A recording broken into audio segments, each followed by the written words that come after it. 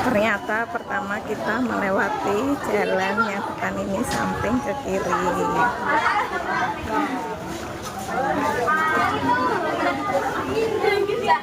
Di sebelah kiri ada patung besar museum patung R.A. Kartini. Patungnya besar ini.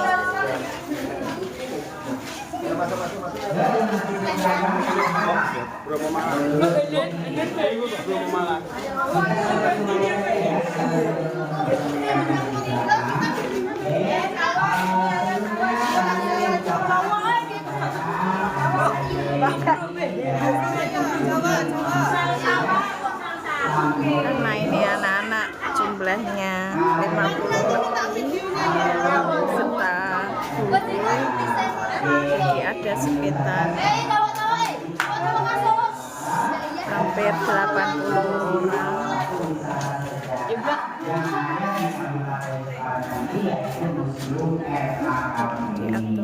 Assalamualaikum warahmatullahi wabarakatuh.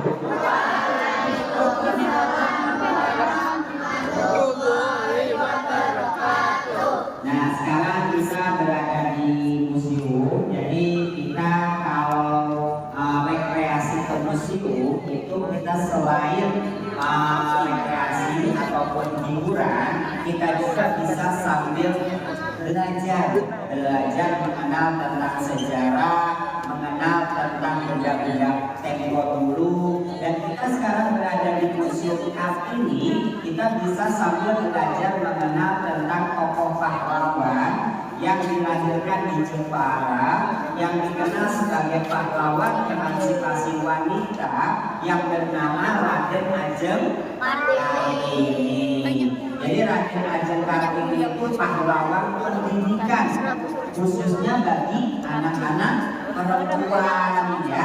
Jadi beliau dikenal sebagai emansipasi wanita karena pertama kalinya perempuan bisa berpendidikan itu pada masanya Ibu Kartini, dan yang mendobraknya pertama kali yaitu R.A.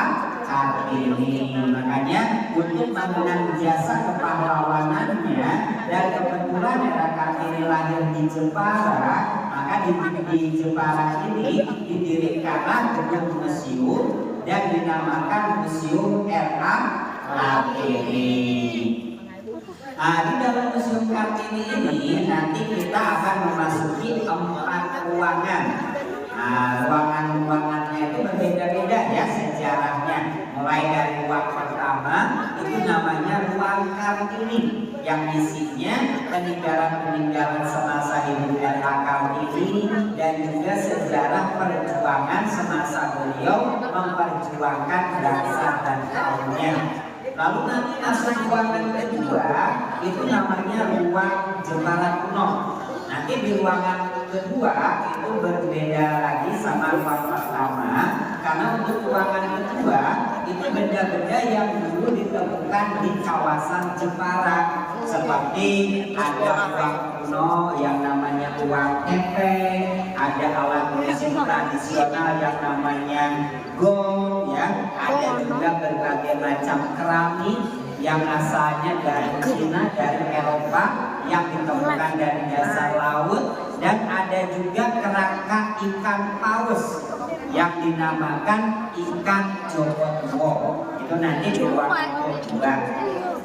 Kemudian ruangan ketiga itu namanya ruang Darussalam. Arti dari Darussalam yaitu ruang perdamaian, yang dimana di ruangan ketiga itu peninggalan dari kakak kandung R.A. Kartini yang bernama Raden Mas Panji Sosrokartono. Ya, karena di mana Sosrokartono itu selain orang yang membantu perjuangan R.A. Kartini, beliau juga guru spiritual dari Bapak Presiden Indonesia pertama, yaitu Bapak Soekarno, ya. Dan nanti ruangan terakhir itu tentang kerajinan yang ada di Jepara, yang dimana di Jepara ini memiliki kerajinannya itu yang paling terkenal apa namanya? Ukir ya, jadi kerajinan ukir, kemudian rotan, alat-alat penangkapan ikan. Nah itu nanti ada di ruangan keempat. Dan kita sekarang berada di ruang pertama yang namanya ruang Kartini. Nah kita pelan-pelan saja ya, sebagian bisa lewat sana. Nah di sebelah sini ada ruang kerja yang dulu pernah dipakai oleh Ibu Kartini. Mulai dari ini kotak suratnya, mesin jahitnya, meja kerjanya, dan hasil karya dari murid-murid RA Kartini. Dan inilah lukisan yang menggambarkan wajah dari Raden Ajeng Kartini, pahlawan nasional yang diletakkan oleh Presiden Indonesia pertama pada tanggal 2 Mei tahun 1964 dan tanggal 21 April itu menjadi hari nasional yang dikenal dengan sebutan Hari Kartini. Era Kartini lahirnya dulu di Desa Mayong ya, jadi di Jepara, tepatnya di Desa Mayong itu ada kubur tempat dulunya ditanam ari-arinya Ibu Kartini. Ini lahirnya ya 21 April 1879. Kemudian ini ayahnya Era Kartini yang namanya Raden Mas Adipati Aryo Sosroningrat. Ayahnya itu dulu menjabat sebagai Bupati Jepara. Jadi Era Kartini itu anak dari seorang bupati. Iya. Untuk asal usulnya Era Kartini itu masih keturunan Raja Majapahit yang bernama Prabu Brawijaya. Ya. Ayah Era Kartini itu memiliki 2 istri. Yang pertama Ibu Nasirah, yang kedua Ibu Muriam. Dari 2 istri tersebut memiliki 11 anak ya. Jadi Ibu Kartini itu 11 bersaudara. Itu dari satu ayah, 2 ibu. Ya ini ya. Nama-nama yang lahir dari Ibu Nasirah ada 8. Ini Era Kartininya. Lalu yang dari Ibu Muriam ada 3. Jadi totalnya 11 bersaudara. Yuk kita kesini lagi. Kemudian ini kakeknya Kartini. Beliau juga seorang bupati di Kabupaten Kudus ya.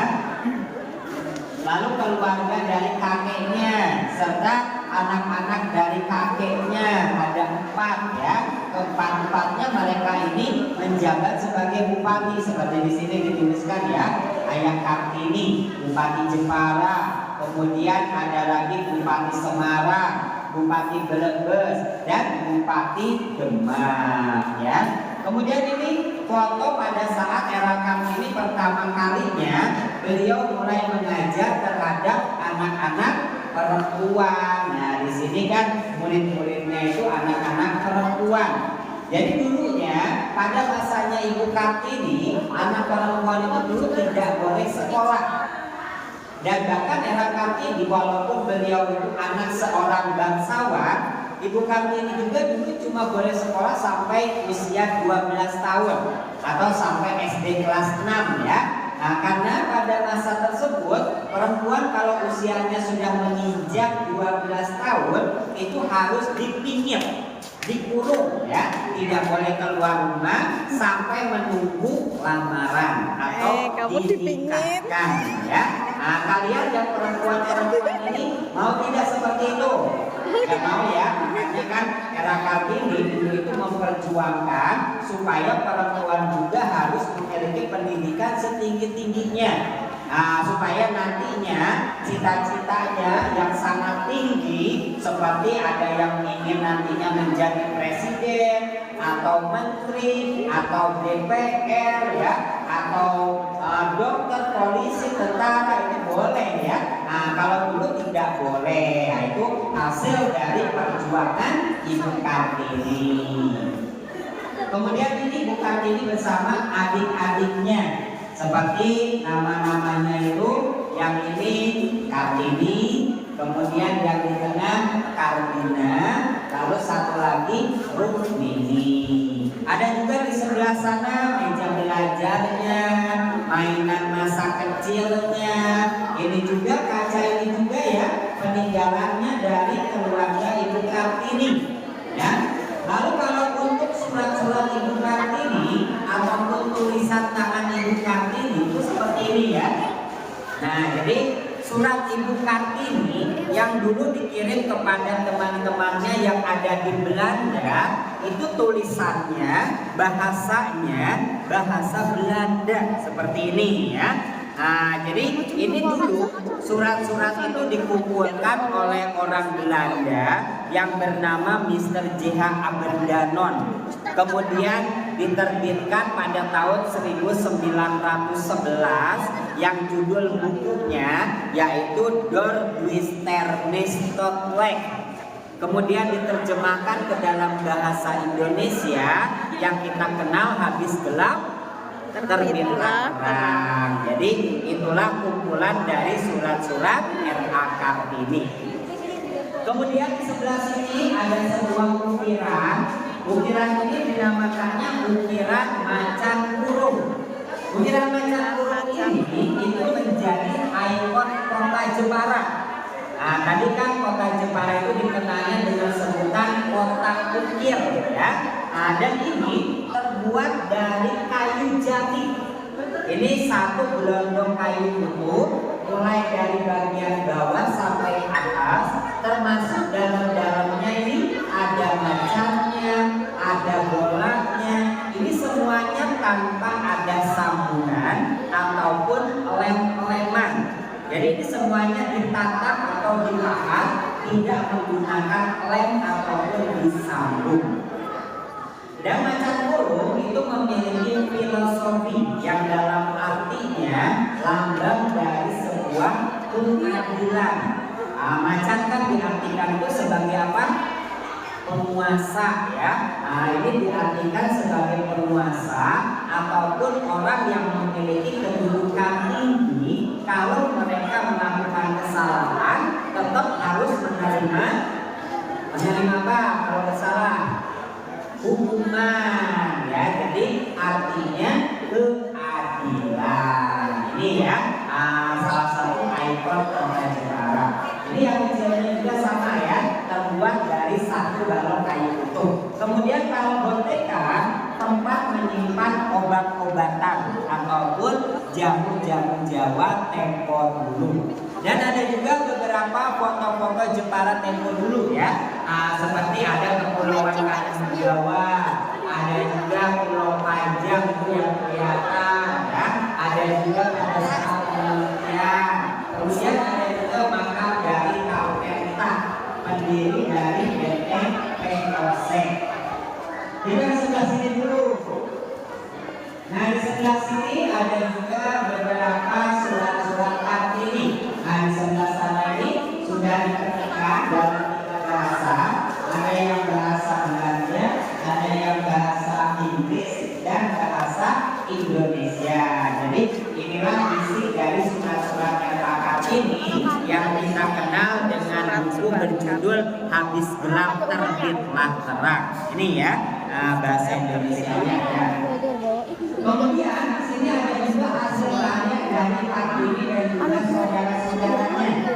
Mulai dari lukisan 3 kucing yang dulu membuatnya itu R.A. Kartini, lalu lukisan teratai yang membuatnya Rukmini, lalu lukisan bunga teratai yang membuatnya R.A. Kartini. Kemudian ini foto dari pendopo Kabupaten Rembang.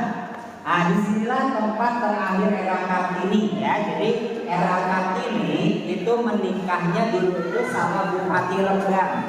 Suaminya bernama Raden Mas Adipati Alyo Joyo Adiningrat. Beliau pada saat itu menjabat sebagai Bupati Rembang. Dan R.A. Kartini dulu itu menikah pada saat berusia 24 tahun. Dari hasil pernikahan R.A. Kartini sama Bupati Rembang itu dikaruniai 1 orang putra. Ini putra satu-satunya R.A. Kartini yang bernama Raden Mas Siti ataupun yang sering dikenalnya Susalit. Cuma sayangnya Raden Mas Susalit ini tidak bisa menyusui dari ibunya.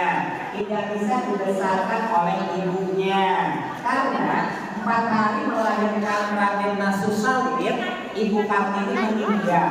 Jadi Ibu Kartini meninggalnya itu setelah 4 hari melahirkan, yaitu karena pendarahan, dan usia Ibu Kartini itu 25 tahun ya, jadi masih muda sekali. Beliau dulu dimakamkannya di Kabupaten Rembang. Mulai dari putranya ini ya, kemudian setelah berkeluarga ini putranya. Putranya Ibu Kartini punya anak satu juga yang dinamakan ini cucunya Ibu Kartini, namanya Raden Mas Budi Setio Susalir. Lalu dari Raden Mas Budi memiliki 5 orang anak. Nah di sini baru 3 ya, semuanya itu ada 5, dan ini yang dinamakan cicitnya Ibu Kartini. Dan yang masih hidup sampai sekarang yaitu cicit-cicitnya tersebut. Ada yang namanya Kartini, ada yang namanya Kartono, Rukmini, kemudian Raden Mas Samiun, dan Raden Mas Rahmat. Itu nama-nama dari cicit-cicit R.A. Kartini. Kalau usianya mereka sudah sepuh ya. Nah ini kan foto semasa kecilnya. Kemudian ini foto dari makamnya Kartini yang berada di Kabupaten Rembang. Beliau meninggal pada tanggal 17 September 1904, yaitu dalam usia 25 tahun, dan beliau dimakamkanlah di Kabupaten Rembang. Ini ya foto dari makamnya R.A. Kartini. Ada juga di sebelah sini kendaraan tempo dulu yang namanya kereta kuda ataupun delman.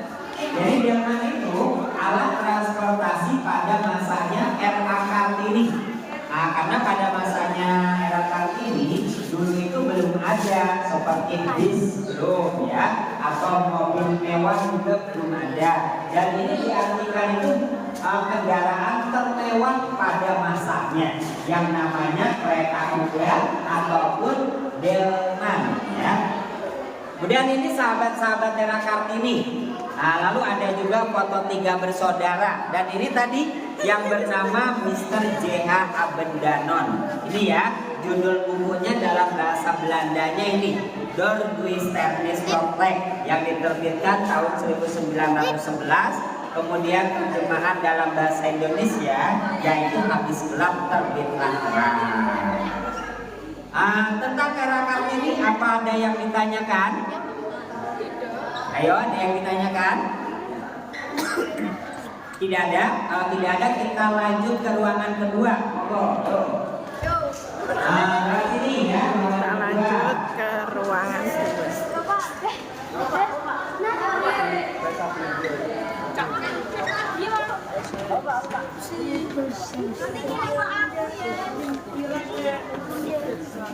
Nah, sekarang kita ada di ruangan kedua. Ruangan kedua ini itu dinamakan ruang juara. Jadi di ruangan ini berbagai macam penemuan-penemuan yang dulu ditemukan di kawasan Jepara. Salah satunya ini ada kerangka ikan paus yang dinamakan ikan Jokotuo ya. Nah, jadi ikan paus ini dulu ditemukan di Kepulauan Karimun Jawa. Pada saat itu sudah keadaan mati, tapi dagingnya masih utuh, masih ada. Jadi ikan ini dulu itu memiliki panjangnya mulai dari bagian kepala sampai ekornya itu kurang lebih 16 meter. Lebarnya juga dulu sekitar 4 meter. Dan tinggi ikannya pada saat masih ada dagingnya itu sekitar 2 meter. Jadi cukup besar sekali ya. Ikan ini asalnya Karimun Jawa yang ditemukan pada tahun 1989, dan di Museum Kartini ini dinamakan kerangka ikan Jokotuo. Ini ya, spesies ikan paus. Nah, kemudian di sebelah sana ada beberapa piring-piring keramik. Jadi seperti keramik-keramik tersebut itu ada yang ditemukan dari dasar laut, yaitu dari kapal-kapal yang tenggelam. Seperti barang-barang keramik itu ada yang dari Cina, ada juga yang dari Eropa. Karena di mana dulu kota Jepara sekitar abad ke-15 itu menjadi pelabuhan pusat perdagangan terbesar di Pulau Jawa, itu salah satunya di Kabupaten Jepara. Kemudian kalau yang di sebelah sini yaitu beberapa benda-benda yang digunakan untuk upacara-upacara keagamaan. Seperti di sebelah sana ada Cak Gastia, ada Trimurti, ada Gayoni, ya, dan juga ada sebuah prasasti yang dimana prasasti ini ada tulisannya. Jadi tidak cuma sebuah batu saja ya. Ini ada tulisannya, aksaranya aksara Jawa kuno. Prasasti ini diperkirakan dibuat pada abad ke-13. Tapi kalau penemuannya itu baru ya, dan prasasti ini sudah diterjemahkan ke dalam bahasa Indonesia. Di sini tulis prasasti ini kita dilarang memiliki istri lebih dari satu ya. Nah, kemudian ada juga di sebelah sini bak mandi kuno yang namanya jambangan.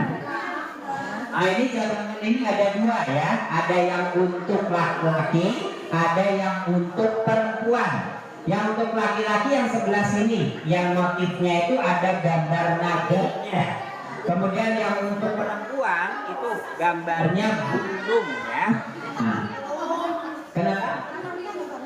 Ini bahannya campuran keramik sama tanah liat. Bak mandi jadi yang laki-laki, gambarnya naga, ada gambarnya naga. Iya.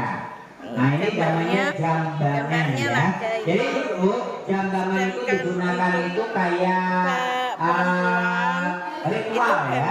Jadi kalau anak yang usianya dulu itu mulai menginjak 10 tahun itu harus berendam dimandikan di dalam jambangan tersebut. Nah itu ada yang laki-laki, ada yang untuk perempuan. Kemudian ada juga lingga sama yoni, lambang dari sebuah kesuburan yang menggambarkan lingganya Dewa Siwa, kemudian yoninya Dewi Parwati. Ini ya, lingga yoninya yang ini ya, yang bentuk laki-laki itu yang lurus panjang. Nah ini, jadi yang bentuknya seperti ini itu yang namanya lingganya. Kemudian yang bentuknya seperti ini yaitu yoninya ya. Ini lingga itu Dewa Siwa dan yoni itu Dewi Kali atau Dewi Parwati ya. Ini lambang sebuah kesuburan. Kita lanjut lagi menuju ruangan ketiga. Yuk, monggo lewat ini ya, lurus. Nah ini ruangan ketiga yang namanya ruang Darussalam ya. Nih lurus ini. Ruang Darussalam. Ada di mana?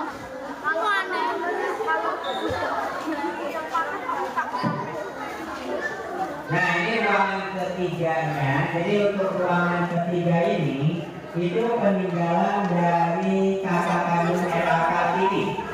Yang ini ya kakaknya ya, yang namanya tadi Kartono ataupun Raden Mas Panji Sosok Kartono. Beliau inilah kakak